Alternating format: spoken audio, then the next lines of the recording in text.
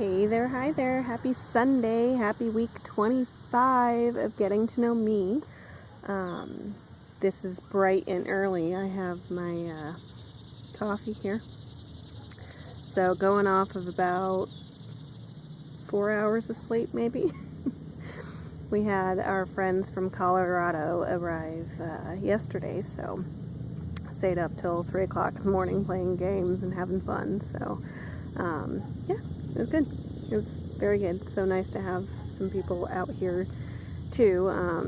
It's been a busy summer, so if you guys remember, we had our youngest had his friend from Colorado come out and stay with us for a month and a half, and then we had Josh's parents out. We've had my parents out. We now have friends from Colorado out. And so it's been a lot of fun this summer. It's also really made the summer completely fly by. Kids start school this next week here. Football season, they've already started their practice and everything. So summer's already gone. Before we know it, we'll be looking at pumpkins and ciders and fall time. Yay, that's my favorite time. Anyway, today is we're going to do one of those would you rather type of questions, and I think there's truly two types of people here with books. Do you enjoy reading books, or would you rather watch the movie? So there's quite a few people out there that they don't enjoy reading, and there's nothing against that. But they would rather watch the movie. So would I rather watch the movie first and then read the book because, well, I just love reading, or would I rather read the book first and then watch the movie? So there's ups and downs to both, because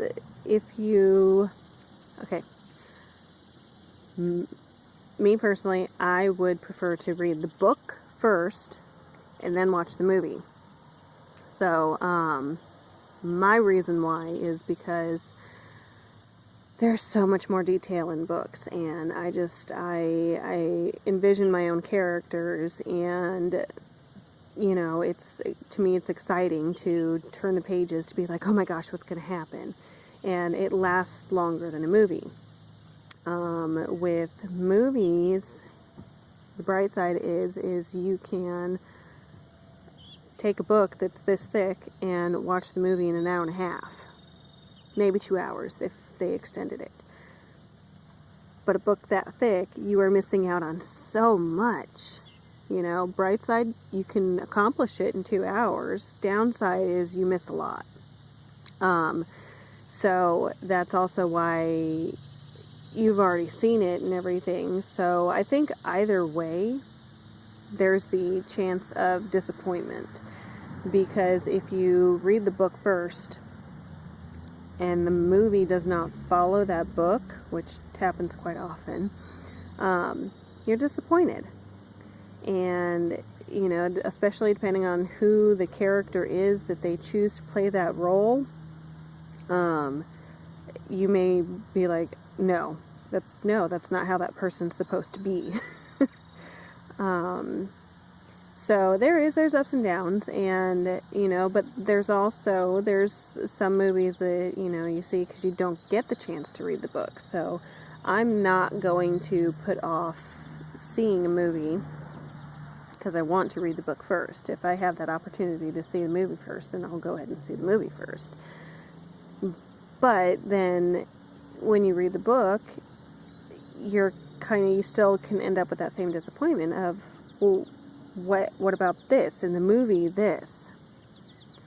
That's not the character that was in the movie. That's not their traits. That's not how they acted. So, there are some movies that follow the books beautifully. And definitely some that are really disappointed. I would have to say, I guess it's not recent, but it's more of a recent example, would be if any of you read the Eragon series. There was 4 books. I think it was going to start out as a trilogy, but they turned it into 4. That was a really, really good series. And when that first movie came out, I'm sitting there in the theater. I'm just going, oh my God, oh my God. No, that's not how that's supposed to happen or anything. And it was upsetting. And I think it upset a lot of people because they never made any more movies. So I would actually really like to see that series redone, and do it right. Follow the books. Once again, I think the Eragon series is a really, really good series, but, you know, get the creators of Lord of the Rings or Harry Potter, somebody that knows all of that stuff and has read the books, to do the series. So, just saying, that would be really nice to see one day, is that book series turned into a movie series. But do it right. Whoever creates it, read the books. I think it's also because it's an injustice to the author if you completely hack their work. And especially if you're trying to create a movie based off of a popular book, that book is popular for reasons. So that's just my honest opinion of, movie makers, producers out there, even the actors and actresses. If you're going to portray a character, if you're going to do a book, read it. You should know what you're doing. I think that has a lot to do too with the success of movies, is knowing the background to what it is that you're trying to accomplish. So that's me, book nerd. I love books. A lot of people know I love books. That's always been the hardest part of a move for me, is my boxes of books. I'm a book collector. I love them. Cookbooks, old books, new books, kids' books, nonfiction, fiction. I love books. I have lots of books, and I've also donated and parted with many books. Just can't keep up with all of them, and it's fun to pass stuff on. So as a suggestion too, for those of you out there, if you have kids that have grown and they're out of the house, or you just don't want to reread a book or something, I suggest donating to even hospitals, because people that are stuck there, they might want to read, they might want something to do, because I'm sorry, but TV can sometimes be boring or depressing, depending on what's on it. So I would suggest, we did a book drive one year for my oldest, for one of his school projects. We did a book drive to donate to the children's hospital. That way all the kids could have books to read and entertain themselves while they're in the hospital. So yeah, that's that. Alright. I hope that you all have a wonderful rest of your day. I'm going to enjoy the rest of my cup of coffee here while I sit here and take in some scenery, and then get rocking and rolling on the day here. And I'm sure that we're going to be walking all over the property and exploring and showing them what we have, which is why I wanted to do this early while everybody else is still sleeping. That's one of those things for me I can't sleep in. I'll end up waking up and have bags under my eyes and everything, but I'll be awake. Sun's up, I'm up. Even when I don't go to bed until after 3 o'clock in the morning, I'll still get up.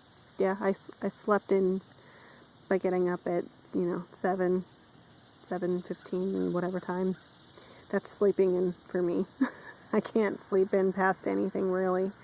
So it's my little extra tidbit of information.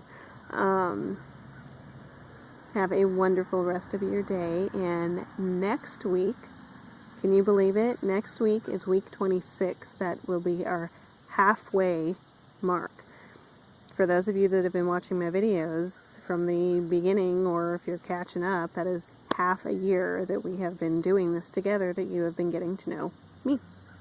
So don't forget that, you know, the book obviously has more stuff, and maybe I might do a question from the book and read the whole thing for you guys and give you an example of, you know, the background information that I give behind each question, and an example of the weekly activity that I have for you guys to do for each other too. So that's kind of the whole basis of my project here, is it's getting to know each other, whoever you choose to get to know, but trying to help retain that knowledge and put it to good use.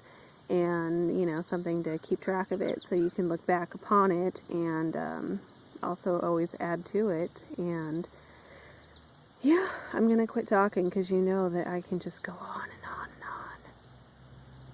on. All right. Happy Sunday. We'll see you next week. Take care. Bye.